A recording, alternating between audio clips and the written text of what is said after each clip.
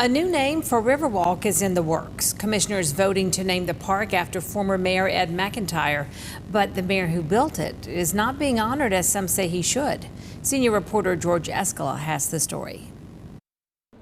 The Catos were out enjoying Riverwalk, but believe now is the time to get it looking a little better. It's not in terrible shape, but if they're going to rename it, they probably should go through and recondition some things, Commissioners voting last week to rename the park for former Mayor Ed McIntyre, credited as the visionary behind Riverwalk. I would think Charles Devaney should certainly be on it, and probably should be really the only person that had anything to do with it. Former Mayor Charles Devaney has his name on the plaque at Riverwalk. He was in office when it was built, but commissioners rejecting a proposal to name Riverwalk for both McIntyre and Devaney.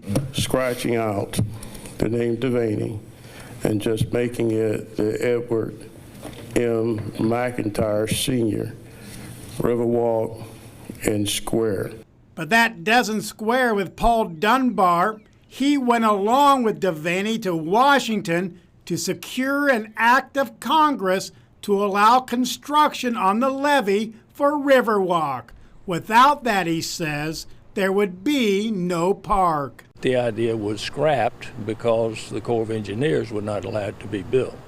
And it was not until Devaney took office and took the ball and took it to Washington and got it done that it ever went forward. But for that we would have no Riverwalk. Commissioners want to honor the past by renaming Riverwalk, even with disagreement on how the park came to pass. In Augusta, George Escala, WJBF, News Channel 6.